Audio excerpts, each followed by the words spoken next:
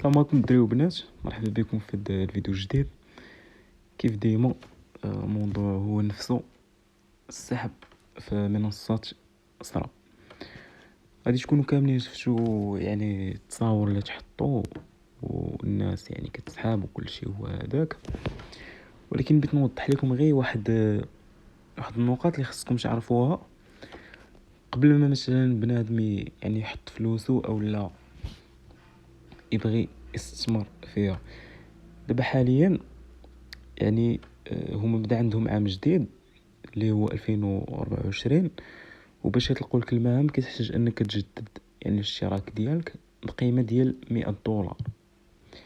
هاد $100 اول حاجه راه ماشي كتزاد على يعني في الحساب ديالك. ماشي غتولي عندك مثلا كانت عندك $190 غتولي $290، لا، كتكون عندك $190 نفسها عفوا. و يعني كتقدر انك تخدم بديك $100 و$90 اللي هي فوق راس المال كتقدر انك تسحبها. يعني $100 اللي دخلتي بها كتنساها، هذيك ما كتزادش لك في المحفظه ديالك، غير كيطلقوا لك المهام باش انك تكمل خدمتك. فهمتوني؟ هذه نقطه.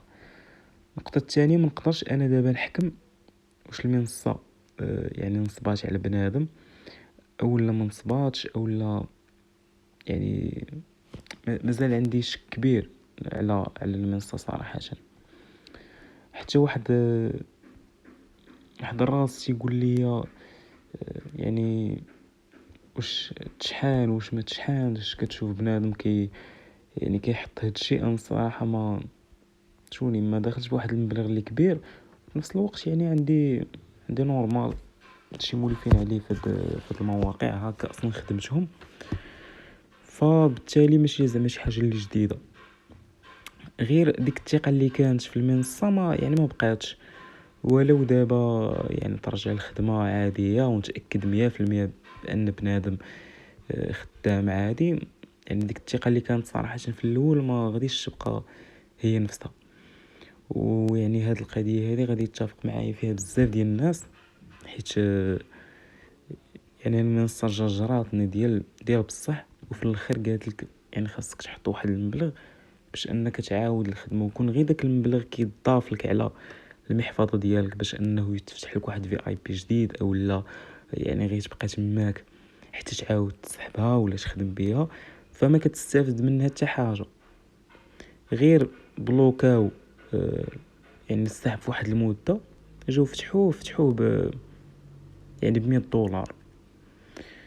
يعني هادشي ما بنادم راه كاين اللي ما عندوش، بنادم كاين اللي مسلف باش داخل غير $100. فمنين غادي يجيب تاني ديك $100 اخر؟ يعني من الاحسن صراحه الواحد دابا يدير حتى خطوه تاكدوا شويه. يعني بنادم اصلا ما زعمش شي كيتسنى شي دابا يعني يزعم ويجرب. من الاحسن ما تكونش يعني كتمشي فداء وتمشي ضحيه.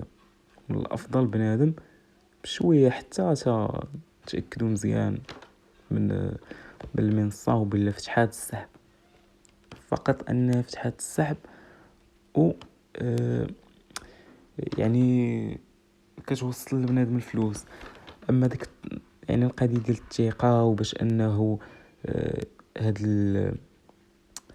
انا وهذيك الخراتينا زعما يبقاو يتبتو فينا بديك الهضره ودخل لينا راسنا. صراحه انا مابقاتش هضرتهم يعني كتاكل معايا.